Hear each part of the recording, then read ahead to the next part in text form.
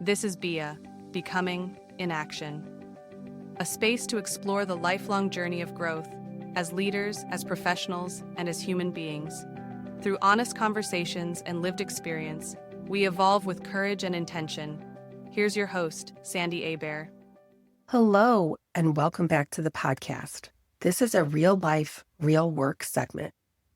There's a client I've been working with who is incredibly capable, thoughtful, sharp, the kind of person you want in the room. And she works alongside some really high performers, people she deeply respects.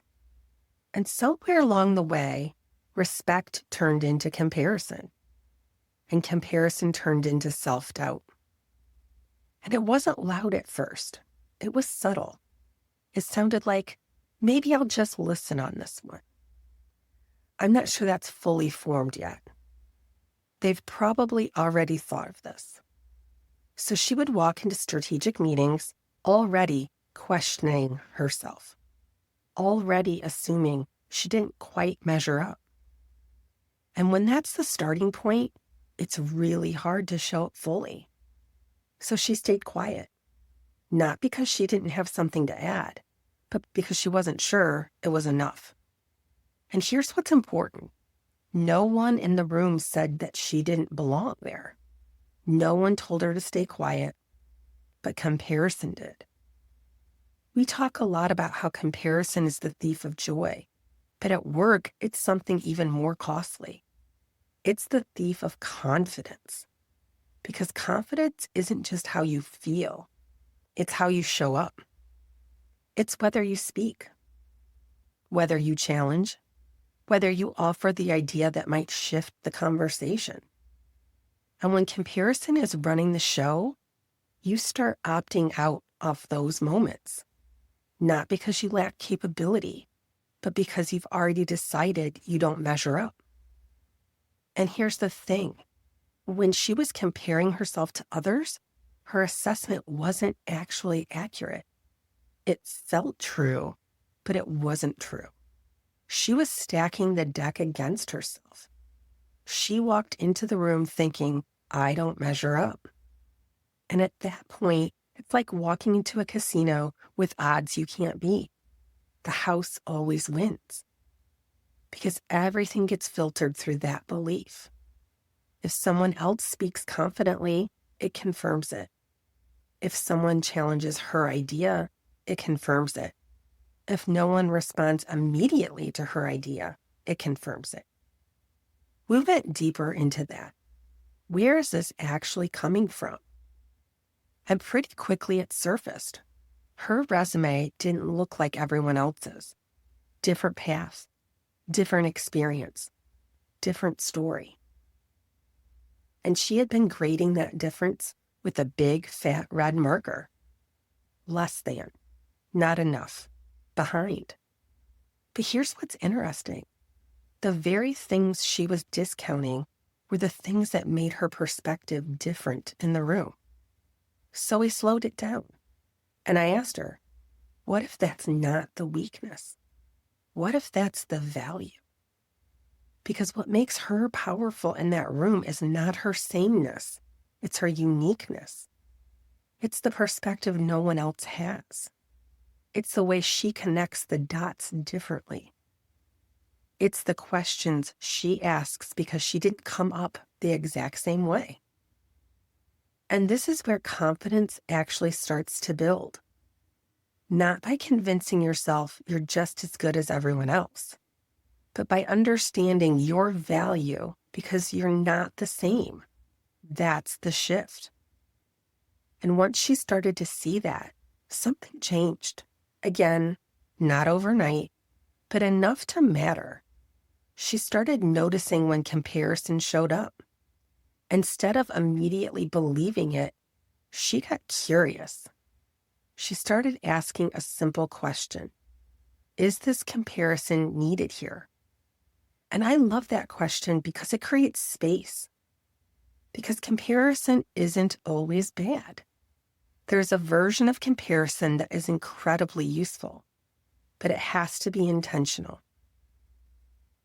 For over 15 years, I worked with Megan. I started out as a customer, and over time, she became my coworker, then a boss, and always a mentor, a partner in crime, and a dear lifelong friend. On the surface, we are very different. In fact, we once took a personality assessment that mapped out our tendencies visually, and our graphs were basically inverses of each other. And early in my career, that could have easily turned into insecurity. But instead, I got really intentional.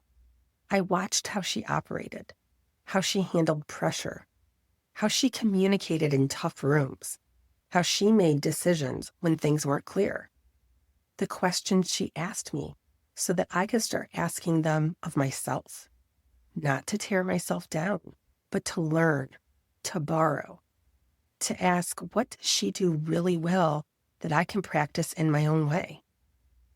I used to tease her that I had a "what would Megan do" bracelet to remind me of how she operated and helped me steal from her script while I was still building my own. Leadership doesn't have to be loud to be powerful. It can look like the person who doesn't say much in the meeting, but when they do speak, everyone leans in because it's thoughtful and precise. It can look like the one who is constantly scanning for risk, not to slow things down, but to make sure the team doesn't miss something that matters. It can look like the connector, the person who sees how people and ideas fit together and make everyone better because of it. It can look like quiet consistency, the one who shows up prepared every single time, who people trust because they always follow through. It can look like the challenger, not the loudest voice, but the one willing to ask, are we sure this is the right direction, when everyone else is nodding along?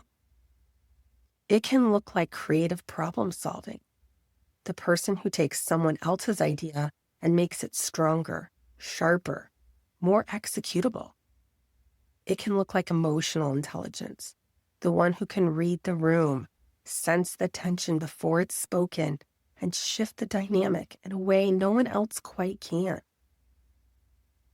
It can look like the translator, the person who takes complex ideas and makes them make sense to everyone else at the table. It can look like calm in chaos, the one who steadies the room when things get uncertain, who doesn't rush to react, but helps others think clearly.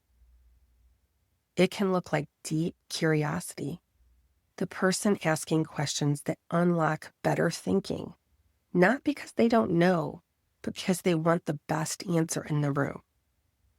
I love looking around to see how people do their own personal brand of leadership. That's the productive version of comparison. It doesn't say they are better than me. It says there's something here I can grow into. And there's a really big difference between those two. One shuts you down, the other builds you up. I remember early on, I would get really nervous presenting to the C-suite. And I can still picture one specific moment, sitting in the boardroom before a big presentation, heart a little racing, running through all the ways it could go wrong. And Megan looked at me and said, "You know this topic better than any of these jokers. There is nothing to be nervous about. You are the expert in this." And it stopped me because she was right. And I think about that now, not just for myself, but for the people I work with. Because more often than not, we underestimate the value of what we bring because we're so focused on what we don't have. So if you find yourself in rooms with people who inspire you, who challenge you, who maybe even intimidate you a little bit, that's not a sign you don't belong there. It's a sign you're in a room that can grow you. But you have to stay grounded in your value while you're there. You have to know your lane, your voice, your perspective. And when comparison shows up, because it will, you don't let it automatically take you out. You pause and you ask, is this helping me grow? Or is this pulling me out of the game? And if it's pulling you out, you redirect. You come back to what you know, what you see, what you can contribute. Because the goal isn't to eliminate comparison entirely, it's to use it wisely, to borrow, not belittle, to build, not to break down. And to remember, the thing that makes you different is often the exact thing the room needs most. Leadership isn't a single profile. It's not one personality type. It's not one communication style. It's not one kind of resume. It's a collection of different strengths showing up in service of something bigger. And when you start to see it that way, comparison starts to loosen its grip, because you're no longer asking, do I lead like them? You're asking, what does leadership look like through me? This is real life, real work, where we take the moments that might normally knock you off center and give you a way to move through them with more clarity, intention, and self-trust. Not by becoming someone different at work, but by learning how to bring more of who you already are into the moments that matter most. Thanks for listening. See you next time.